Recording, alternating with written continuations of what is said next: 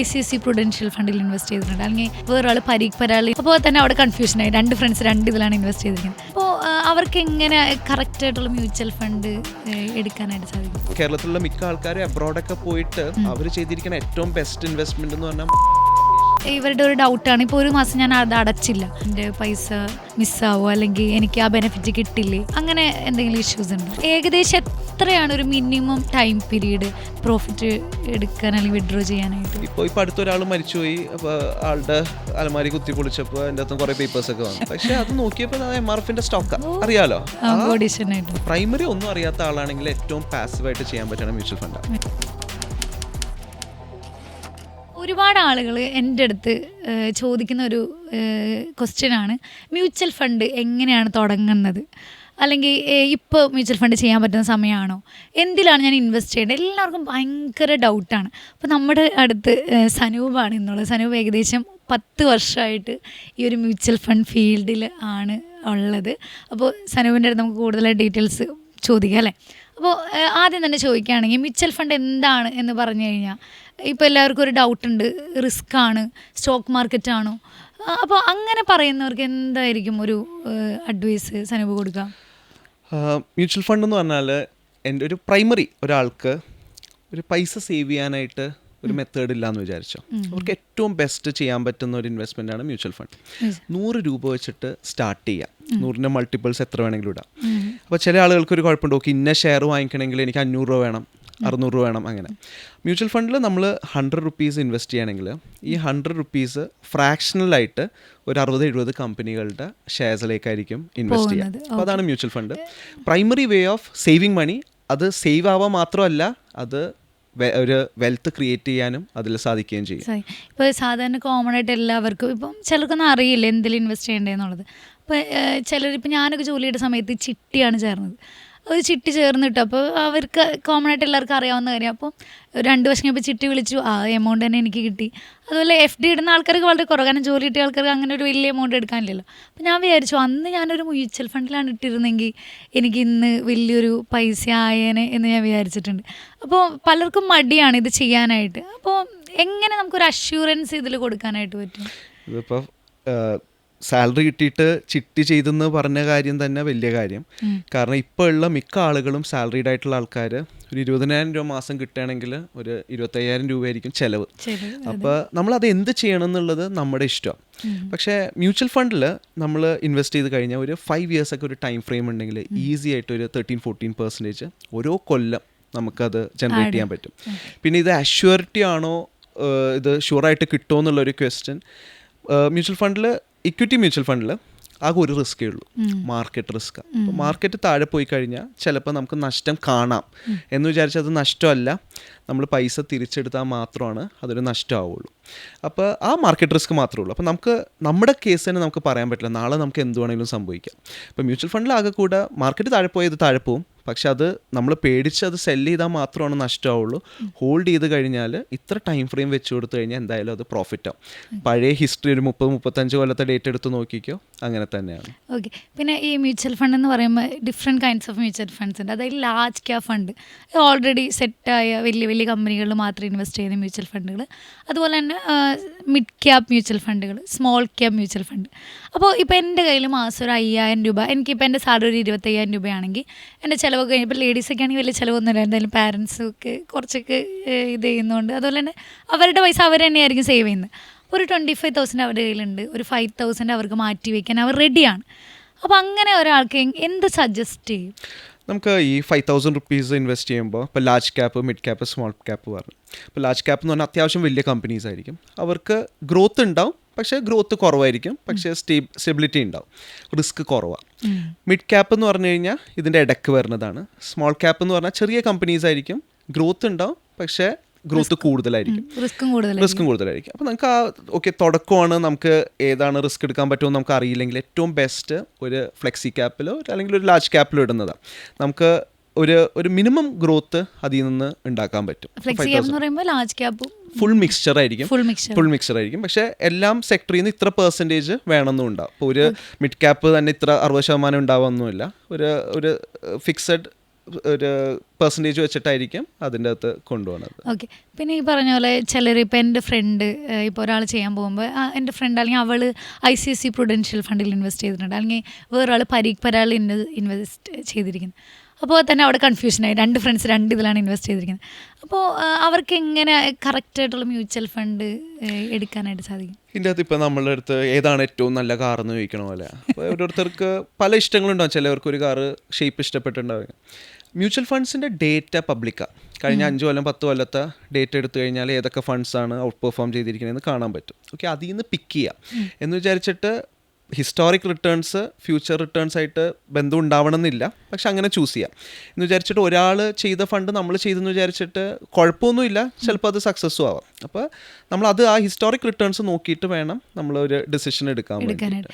ഇപ്പോൾ സനൂപ് ഒരു 10 ഇയർ ആയില്ലേ, ഏറ്റവും കൂടുതൽ റിട്ടേൺ തന്നിരിക്കുന്ന മ്യൂച്വൽ ഫണ്ട്സ് ഏതൊക്കെയാണ്? മ്യൂച്വൽ ഫണ്ട്സ് തിമാറ്റിക് ഫണ്ട്സ് നല്ല റിട്ടേൺ തന്നിട്ടുണ്ട്, ഒരു പീരിയഡ് ഓഫ് ടൈമിൽ നല്ല റിട്ടേൺ തന്നിട്ടുണ്ട്. പിന്നെ ചില ഫ്ലെക്സി ക്യാപ്സ് ഒക്കെ 18-19% തന്നിട്ടുണ്ട്. അപ്പോൾ ഈ റിട്ടേൺസ് എല്ലാം സൈക്ലിക്കലാണ്. ചില ഫണ്ട്സ് ഇന്ന ടൈം തൊട്ടിട്ട് ഇന്ന ടൈം വരെ തരും. ഏത് ഫണ്ടാണ് സ്പെസിഫൈ ചെയ്ത് നമുക്ക് പറയാം? ഫണ്ട്സിന്റെ പേര് നമ്മൾ ഗ്രാജുവലി അങ്ങനെ പറയാത്തതാണ് കാരണം എന്തെങ്കിലും പറഞ്ഞു കഴിഞ്ഞാൽ പിന്നെ എല്ലാവരും ഇതൊക്കെ ഈ ഡേറ്റ ഒക്കെ അവൈലബിൾ ആണ്. സനൂപിന്റെ അടുത്ത് വരുന്ന ക്ലയൻസിന് കറക്റ്റ് ആയിട്ട് മ്യൂച്വൽ ഫണ്ട് സജസ്റ്റ് ചെയ്ത് കൊടുക്കാറുണ്ട്. അത് നമ്മൾ ഒരു ഫണ്ടല്ല സെലക്ട് ചെയ്യണം. ഇപ്പോൾ ഒരു 50,000 രൂപ മാസം ഇൻവെസ്റ്റ് ചെയ്യുന്ന ആൾക്ക് 50,000 രൂപ ഒരു 5-6 ഫണ്ട്സിലേക്ക് സ്പ്ലിറ്റ് ചെയ്തിട്ടാണ്. ഏറ്റവും കൂടുതൽ പെർസെന്റേജ് വൈസ് ഏറ്റവും കൂടുതൽ ഏതിലായിരിക്കും കൊടുക്കുന്നത്? ഏജ് വെച്ചിട്ടാണ്. ഇപ്പോൾ ഒരു ക്രൈറ്റീരിയ ആണ്. ഇപ്പോൾ ഒരു യങ്സ്റ്റർ ആണ്, അത്യാവശ്യം കുഴപ്പമില്ലാത്ത സാലറി ഉണ്ടെങ്കിൽ നമ്മളൊരു ഫ്ലെക്സി ക്യാപ്പിലും മിഡ് ക്യാപ്പിലും അലൊക്കേഷൻ കൂട്ടും, ലാർജ് ക്യാപ്പ് കുറക്കും. അങ്ങനെ ഏജ് വെച്ചിട്ടാണ് ചെയ്യാം. അപ്പോൾ എന്ന് വിചാരിച്ചിട്ട് ഇന്ന സെക്ടർ എപ്പോഴും പെർഫോം ചെയ്യണമെന്നില്ല. നമുക്ക് അതിൻ്റെ ടോട്ടൽ റിട്ടേൺ ഒരു 12-13% അത്രേ ഉള്ളൂ. നമ്മൾ ഒരിക്കലും 20% വേണമെന്നുള്ളത് നമ്മൾ അത് ആദ്യം തന്നെ പറയും. നമ്മൾ ഒരു ഗോളിന് വേണ്ടിയിട്ടാണ് ചെയ്യണത്. 10 കൊല്ലം കഴിഞ്ഞാൽ ഡെഫിനറ്റ്ലി ഈ എമൗണ്ട് നമ്മൾ റേസ് ചെയ്യും, നമുക്ക് ഇത്രയും റിട്ടേൺ മതി. നമ്മൾ എത്ര പൈസ ഉണ്ടാക്കിയെന്ന് ചോദിക്കുമ്പോൾ വി ഹാവ് ഇനഫ് അത്രയും പറഞ്ഞാൽ മതി, ഒരു ഫിഗർ പറയേണ്ട കാര്യമില്ല. പിന്നെ അതുപോലെ തന്നെ ഞാൻ ഇപ്പോൾ എൻ്റെ അടുത്ത് പേഴ്സണലി ആരെങ്കിലും ചോദിക്കാൻ പറയാണ്ട് മ്യൂച്വൽ ഫണ്ടിൽ നിങ്ങൾക്ക് ധൈര്യമായിട്ട് ഇൻവെസ്റ്റ് ചെയ്യാം. അപ്പോൾ ഇങ്ങനെ പൊട്ടിപ്പോയ മ്യൂച്വൽ ഫണ്ടുകളോ അല്ലെങ്കിൽ അവരുടെ കാശ് നഷ്ടപ്പെട്ട മ്യൂച്വൽ ഫണ്ടോ ഒന്നും ഇല്ലെന്നാണ് എൻ്റെ അറിവ്. സനൂപിന് അങ്ങനെ വല്ലതുണ്ടോ? മ്യൂച്വൽ ഫണ്ട്സ് കമ്പനീസ് കുറേ ടേക്ക് ഓവേഴ്സ് നടന്നിട്ടുണ്ട്.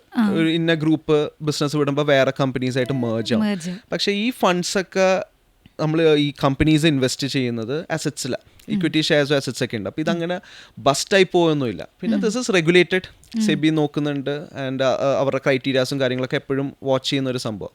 അപ്പം അങ്ങനെ ഒരു മ്യൂച്വൽ ഫണ്ട് കമ്പനി അങ്ങനത്തെ കേസസ് ഇതേവരെ ഇല്ല. പിന്നെ ഈ പറഞ്ഞ പോലെ എല്ലാ വർഷവും ടോപ്പ് മ്യൂച്വൽ ഫണ്ട്സ് എടുക്കുകയാണെങ്കിൽ എല്ലാ വർഷവും സെയിം മ്യൂച്വൽ ഫണ്ട് അല്ല ടോപ്പ്, ഇതിങ്ങനെ മാറി മാറി വരികയാണ്. അപ്പോൾ അങ്ങനെ നോക്കുമ്പോൾ ഒരു മ്യൂച്വൽ ഫണ്ടിൽ ഇൻവെസ്റ്റ് ചെയ്ത ഒരാൾ ഈ വർഷം ഇൻവെസ്റ്റ് ചെയ്തു, അപ്പോൾ അടുത്ത വർഷം തന്നെ അയാളുടെ mutual fund as compare to other ഇതിനൊക്കെ താഴെ പോകാമെന്ന് വിചാരിക്കുക. അപ്പോൾ അവർക്ക് എന്തെങ്കിലും ഒരു ടെൻഷൻ ഉണ്ടാവും. അതെന്തുകൊണ്ടാണ് അങ്ങനെ വരുന്നത്? നമ്മുടെ ഹ്യൂമൻ സൈക്കോളജി അങ്ങനെയാണ്. നമുക്ക് ഒരു റിസ്ക്, ഒരു നഷ്ടം സഹിക്കാന്നുള്ളത് നമുക്ക് അത് അക്സെപ്റ്റ് ചെയ്യാൻ പറ്റാത്തൊരു സിറ്റുവേഷൻ. പ്രത്യേകിച്ച് നമ്മുടെ ഫ്രണ്ട്സിനൊക്കെ ലാഭം നമുക്ക് ഭയങ്കര വിഷമം വരും. അതുകൊണ്ടാണ് ഇപ്പൊ നമ്മൾ ഷെയർസ് വാങ്ങിക്കുന്നവരാണെങ്കിലും ഒരു 1000 രൂപ ലാഭമാണെങ്കിൽ അതേ ആദ്യം വിൽക്കുള്ളൂ. ഓക്കെ, 2000 രൂപ നഷ്ടമുള്ളത് വിൽക്കൂല. ചിലപ്പോൾ നാളെ ഈ 1000 രൂപ ലാഭമുള്ളത് 50,000 രൂപ ലാഭം തരാം, ഈ 2000 ഉള്ളത് വീണ്ടും ലോസ് വരാം. പക്ഷെ അങ്ങനെ ചെയ്യുള്ളൂ. അപ്പോൾ ഒരു ലോസ് എവേർഷൻ എല്ലാവർക്കും ഉള്ളതാണ്. ഓക്കെ, അപ്പോൾ എന്ന് വിചാരിച്ചിട്ട് ഇപ്പോൾ ഒരു ഫണ്ട് നമ്മൾ ബെസ്റ്റ് സെലക്ട് ചെയ്ത് അത് അടുത്ത കൊല്ലം സെക്കൻഡ് പൊസിഷനായെന്ന് വിചാരിച്ചിട്ട് കുഴപ്പമൊന്നുമില്ല. നമ്മൾ അതിൻ്റെ ഒരു ബക്കറ്റ് ഓഫ് ഫണ്ട്സ് ആവറേജ് ഈ റിട്ടേൺ തരണം എന്ന് മാത്രം നോക്കി വെച്ചാൽ മതി. പിന്നെ എല്ലാവരുടെ ഒരു കൺഫ്യൂഷൻ എന്ന് പറയുന്നത്, ഇപ്പം നമ്മൾ മ്യൂച്വൽ ഫണ്ട് ഇടുമ്പോൾ കുറേ നാൾ ഇടണം. അപ്പോൾ പെട്ടെന്ന് എനിക്കൊരു ആവശ്യം വന്നാൽ ഈ കാശ് എടുക്കാൻ പറ്റില്ല, ചിലപ്പോൾ എനിക്ക് നഷ്ടം വരും. അപ്പോൾ മിനിമം അതായത് അവരുടെ പൈസ ലോക്കായി എന്നുള്ളൊരു ഫീലാണ് എല്ലാവർക്കും കിട്ടുന്നത്. അപ്പോൾ അങ്ങനെ അത് നമുക്കൊന്നും ചെയ്യാനില്ല അല്ലേ, മാർക്കറ്റ് റിസ്ക് അനുസരിച്ച്, അല്ലെങ്കിൽ നമ്മൾ mutual fund investments are subjected to market risk എന്ന് പറയാറുണ്ട്. പക്ഷെ എന്നിരുന്നാലും ഏകദേശം എത്രയാണ് ഒരു മിനിമം ടൈം പീരീഡ് നമുക്കൊരു പ്രോഫിറ്റ് എടുക്കാൻ അല്ലെങ്കിൽ വിഡ്രോ ചെയ്യാനായിട്ട്? നമുക്ക് സാധാരണ മ്യൂച്വൽ ഫണ്ടിൽ SIP ചെയ്യാമെന്ന് പറയാം, എല്ലാ മാസവും ഇൻവെസ്റ്റ് ചെയ്യാം.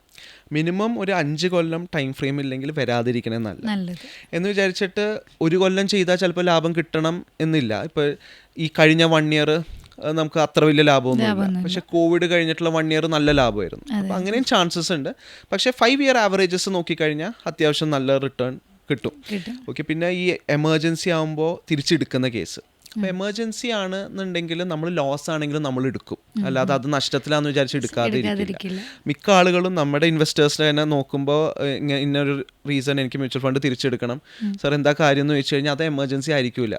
They are simply finding reasons. അതാണ് കേസ്. അപ്പോൾ ആ ഒരു കമ്മിറ്റ്മെന്റും ആ സീരിയസ്നെസ്സും ഉണ്ടെങ്കിൽ ചെയ്താലാണ് ഒരു ലാഭം ഉണ്ടാവും. പിന്നെ അതുപോലെ തന്നെ പലരും വിചാരിക്കുന്ന ഒരു കാര്യമുണ്ട്, എന്തിനാണ് ഞാൻ മ്യൂച്വൽ ഫണ്ട് ചെയ്യുന്നത്, അതിൽ കൂടുതൽ റിട്ടേൺ എനിക്ക് സ്റ്റോക്ക് ഇൻവെസ്റ്റ്മെൻറ്റ് തരുമല്ലോ. ഇപ്പോൾ ഞാൻ സജസ്റ്റ് ചെയ്യുകയാണെങ്കിൽ ETF ഫണ്ട് തരും. അതുകൊണ്ട് ലാർജ് ക്യാപ് ഫണ്ട് ഒരു ഒട്ടുമിക്കതും നമുക്ക് പേടിക്കാതെ തന്നെ ഇൻവെസ്റ്റ് ചെയ്യാൻ പറ്റുന്ന, ഞാനൊരു സ്റ്റോക്ക് മാർക്കറ്റിൽ കുറച്ചുകൂടി കോൺസെൻട്രേറ്റ് ചെയ്യുന്ന ഒരാളായതുകൊണ്ട് പറഞ്ഞാണ്. അപ്പോൾ സനുവിൻ്റെ അഭിപ്രായത്തിൽ എങ്ങനെയാണ് ഒരാൾ ഒരു മ്യൂച്വൽ ഫണ്ട് ഇൻവെസ്റ്റ് ചെയ്യുന്നതാണോ അല്ലെങ്കിൽ ഡയറക്റ്റ് സ്റ്റോക്ക് ബൈ ചെയ്യുന്നതാണോ, ബൈ ചെയ്ത് പോർട്ട്ഫോളിയോയിൽ കീപ്പ് ചെയ്യുന്നതാണോ നല്ലത്? ഇപ്പോൾ റിട്ടേൺ വൈസ് നോക്കുകയാണെങ്കിൽ ഓൾവേസ് സ്റ്റോക്ക് ഡയറക്റ്റ് മേടിക്കുന്നത് തന്നെയല്ലേ? ഇല്ല, അത് ഞാൻ പറഞ്ഞത്, അതായത് മ്യൂച്വൽ ഫണ്ട് പ്രൈമറിയാണ്. കാരണം മ്യൂച്വൽ ഫണ്ടിൽ നമ്മൾ ഇൻവെസ്റ്റ് ചെയ്യുമ്പോൾ നമ്മളൊന്നും നോക്കേണ്ട കാര്യമില്ല. ഓക്കെ, ഈവൻ ഏറ്റവും ഒരു കഴിഞ്ഞ ഒരു 5 years റിട്ടേൺ എടുത്തു കഴിഞ്ഞാൽ ഏറ്റവും വേസ്റ്റ് ഫണ്ട് വരെ 7% റിട്ടേൺ തന്നിട്ടുണ്ട്, ഒന്നും നോക്കാതെ. പക്ഷെ സ്റ്റോക്കിലാണെങ്കിൽ നമ്മൾ ആ സ്റ്റോക്ക് ഐഡൻറ്റിഫൈ ചെയ്യണം, അതിൻ്റെ ഫണ്ടമെൻ്റൽസ് നോക്കണം. എല്ലാം കഴിഞ്ഞ് നമ്മൾ ഇൻവെസ്റ്റ് ചെയ്യുമ്പോഴായിരിക്കും കുറച്ച് നാൾ കഴിയുമ്പോൾ അതിൻ്റെ പ്രൊമോട്ടർ എന്തെങ്കിലും ഒരു സ്കാമിൽ പെട്ട് ഫുള്ള് പോകും. ഓക്കെ, അപ്പോൾ ആ റിസ്ക് എടുക്കുന്ന ഒരു കപ്പാസിറ്റി പോലെ പ്രൈമറി ഒന്നും അറിയാത്ത ആളാണെങ്കിൽ ഏറ്റവും പാസീവായിട്ട് ചെയ്യാൻ പറ്റണം മ്യൂച്വൽ ഫണ്ടാണ്. ഓക്കെ, ഇനി മ്യൂച്വൽ ഫണ്ടിൽ വലിയ എക്സൈറ്റ്മെൻറ്റ് തോന്നുന്നില്ലെങ്കിൽ സ്റ്റോക്സ് എടുക്കാം. ഇപ്പോൾ സ്റ്റോക്സിൽ ഇപ്പോൾ സ്റ്റാർട്ടപ്സിലൊക്കെ ഇൻവെസ്റ്റ് ചെയ്യുന്ന ആൾക്കാർ ഒരു 10 സ്റ്റാർട്ടപ്പിൽ ഇൻവെസ്റ്റ് ചെയ്യാൻ 9 എണ്ണം ഫെയിൽ ആയിരിക്കും, ഒരെണ്ണത്തിൽ നിന്നായിരിക്കും നല്ല റിട്ടേൺ. സ്റ്റോക്കും അങ്ങനെയാണ് കേസ്. പക്ഷേ ഡെയിലി സ്റ്റോക്ക് വാച്ച് ചെയ്യണവർ കുറച്ച് പ്രോഫിറ്റ് ആയി കഴിഞ്ഞാൽ അവരത് സെല്ല് ചെയ്യും. അതാണ് പ്രശ്നം. അവർ മൾട്ടി ബാഗർ ആവാനൊന്നും വെയിറ്റ് ചെയ്യില്ല. പക്ഷെ അവർ പേഷ്യൻസ് ഉണ്ടെങ്കിൽ ഇപ്പം ഞങ്ങൾക്ക് ഇൻഫ്ലുവൻസ് ചെയ്യുന്നത് തന്നെയാണ്. നിങ്ങൾ പേഷ്യൻസോടെ ഇരിക്കുക, ഇത് നിങ്ങൾക്ക് മൾട്ടി ബാഗർ നിങ്ങളുടെ നിധി ആയിരിക്കും സ്റ്റോക്ക് മാർക്കറ്റിലൊക്കെ ഞങ്ങൾ പറയാറുണ്ട്. പക്ഷെ എന്നാലും നമുക്കൊരു അഷ്യൂറൻസ് കൊടുക്കാനില്ല.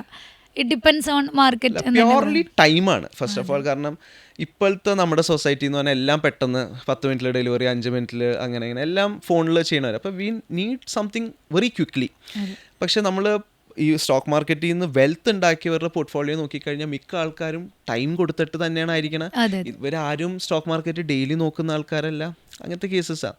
ഇപ്പോൾ അടുത്തൊരാൾ മരിച്ചുപോയി, അപ്പോൾ ആളുടെ അലമാരി കുത്തി പൊളിച്ചപ്പോൾ അതിൻ്റെ അകത്ത് കുറേ പേപ്പേഴ്സൊക്കെ വന്നു. മക്കൾ വിളിച്ചിട്ട് പറഞ്ഞു, ഇതിൻ്റെ അകത്ത് ഒന്നും ഇല്ല, ടയർ വാങ്ങിച്ചതിൻ്റെ ബില്ലൊക്കെ ഉള്ളൂ എന്ന് പറയണേ. പക്ഷെ അത് നോക്കിയപ്പോൾ അത് MRFന്റെ സ്റ്റോക്കാണ്. അറിയാലോ, കോഡീഷനായിട്ടുണ്ടാവും. പക്ഷെ അത് എന്നും നോക്കണ ആള്, അത് സർട്ടിഫിക്കറ്റ് ആയതുകൊണ്ട് അവിടെ ഇരുന്ന്, ഇത് മൊബൈലിലായിരുന്നെങ്കിൽ ഇത്ര പ്രോഫിറ്റ് കാണുമ്പോൾ ഡെഫിനറ്റ്ലി നമ്മളത് സെല് ചെയ്യാനാണ് നോക്കുള്ളൂ. അപ്പോൾ അതാണ്. അപ്പോൾ അത് കീപ്പ് ഇറ്റ് അവേ.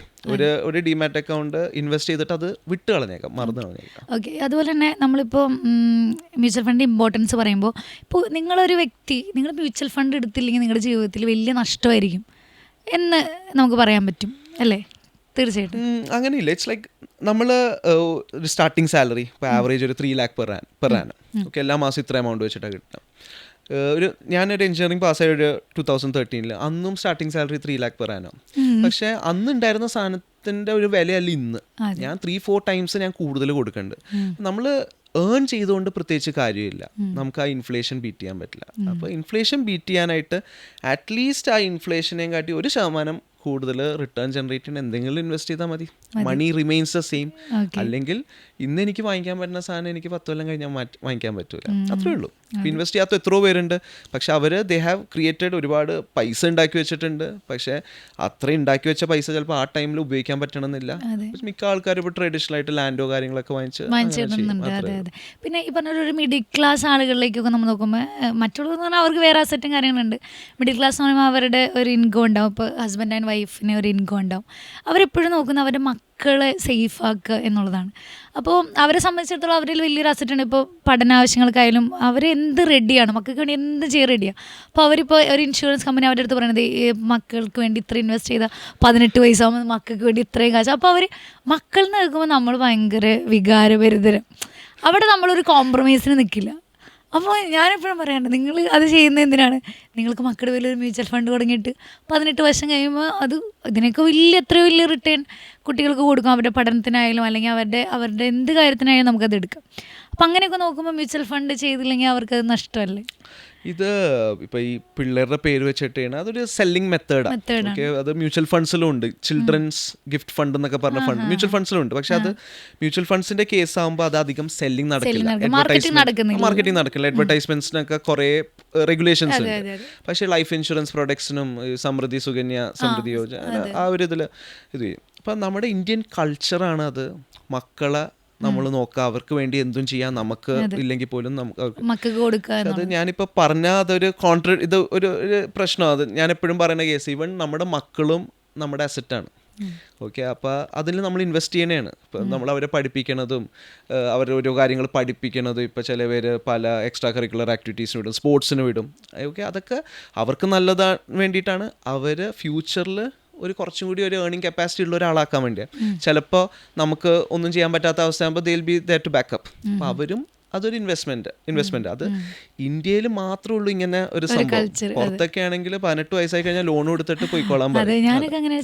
അതാ നമ്മുടെ ഈ 1980s 1990s ഇപ്പം നമ്മളൊക്കെ ജനിച്ച ടൈമിൽ കേരളത്തിലുള്ള മിക്ക ആൾക്കാരും അബ്രോഡൊക്കെ പോയിട്ട് അവർ ചെയ്തിരിക്കുന്ന ഏറ്റവും ബെസ്റ്റ് ഇൻവെസ്റ്റ്മെന്റ് എന്ന് പറഞ്ഞാൽ മക്കളുടെ എഡ്യൂക്കേഷനാണ്.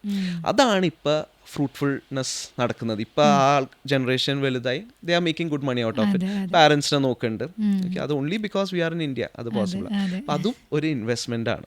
അതെ, അപ്പോൾ ആ ഒരു മ്യൂച്വൽ ഫണ്ട് കുട്ടികൾക്ക് വേണ്ടിയിട്ട് ചെയ്യാൻ ഒരു അഡ്വൈസ് ചെയ്യാം. അത് ഇറ്റ്സ് ലൈക്ക് ഇപ്പോൾ ചെയ്യുന്ന ആൾക്കാരുണ്ട്. ഇപ്പം നമുക്ക് ബാങ്ക് അക്കൗണ്ട് മക്കളുടെ പേരിൽ കൊടുക്കാൻ പറ്റും. ആ പേരിൽ തന്നെ മ്യൂച്വൽ ഫണ്ടും ചെയ്യാം. എനിക്ക് പല പർപ്പസിനാണ് ചെയ്യാറ്. ഇപ്പോൾ ഇടയ്ക്ക് ചിലർ ഇപ്പം ഞാൻ ചെയ്യുന്ന വെച്ചാൽ ടൂർ പോകാൻ വേണ്ടിയിട്ട് ഇൻ്റർനാഷണൽ ടൂർസ് പോകാനായിട്ടൊരു മ്യൂച്വൽ ഫണ്ട് കീപ്പ് ചെയ്യുന്നുണ്ട്. അപ്പോൾ അങ്ങനെ പർപ്പസ്ഫുള്ളി ചെയ്യുന്ന ആളുകളുണ്ടല്ലേ, പ്രത്യേകിച്ച് ഇപ്പോൾ കുട്ടികൾക്ക് വേണ്ടിയിട്ട്. അതെ, ഈ കുട്ടികളുടെ പേര് വെച്ചിട്ട് അവർ സെല് ചെയ്യണം എന്താണെന്ന് വെച്ച് കഴിഞ്ഞാൽ അത് എടുക്കാൻ തോന്നൂല. കാരണം I am doing it for her. അവരുടെ അകത്ത് ചിൽഡ്രൻ എന്നൊരു പേരുണ്ട്. അപ്പൊ അതിന്റെ അകത്തൊരു ഇമോഷണൽ ഇത് വരും, കണക്ട്. അങ്ങനെ വേണ്ട, കുട്ടികൾക്ക് വേണ്ടി എന്നുള്ളത് നമ്മുടെ മനസ്സിലിരുന്ന് വെച്ചാൽ മതി. പക്ഷെ അറിയാലോ, അല്ലെങ്കിൽ കുട്ടികളുടെ പേര് ചെയ്യാൻ പറ്റും. പല ആളുകൾക്കും അറിയില്ല.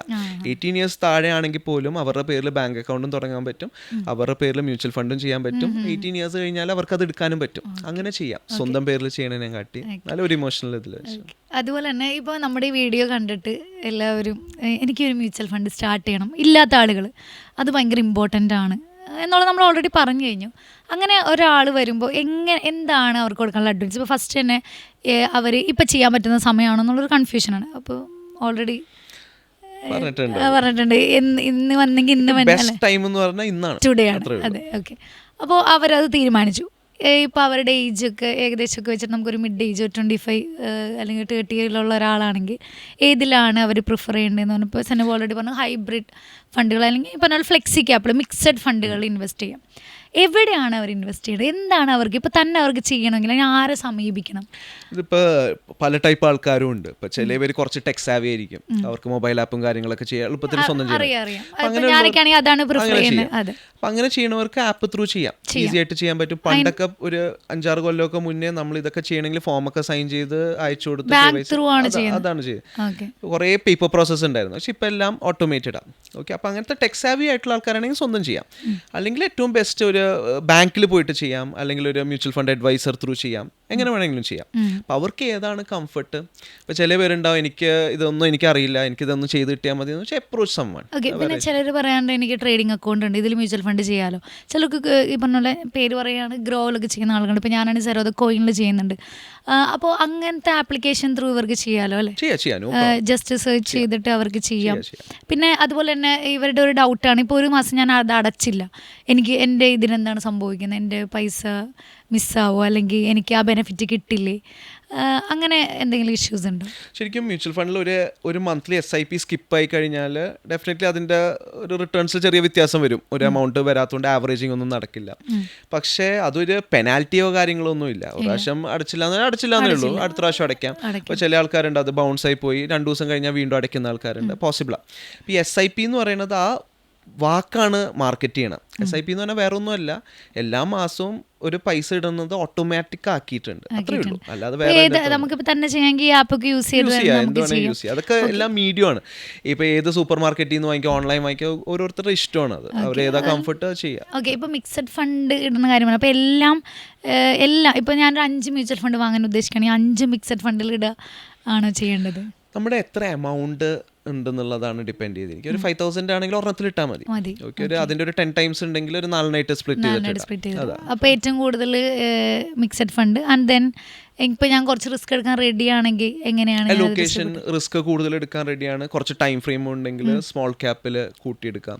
സ്മോൾ ക്യാപ്പ് സനബായി സജസ്റ്റ് ചെയ്യുന്നുണ്ട്. ചിലർ പറയോ സ്മോൾ ക്യാപ്പ് ചെയ്യരുത്, സ്മോൾ ക്യാപ്പിലാണ് കാശ് കൊണ്ട് ഇട്ട് എന്ന് പറയാറുണ്ട്. പക്ഷെ അങ്ങനെ നോക്കേണ്ട ആവശ്യമില്ല. ഇപ്പം സ്മോൾ ക്യാപ്പ് എന്നുള്ളത് മാനേജ് ചെയ്യുന്ന ആൾക്കാർ അത്യാവശ്യം അങ്ങനെയല്ല. ഇറ്റ്സ് ലൈക്ക് ചില പീരിയഡിൽ ഇത് ചിലപ്പോൾ ഒന്നും അനങ്ങാതിരിക്കും, ചിലപ്പോൾ നല്ല ഗ്രോത്തും തരാം.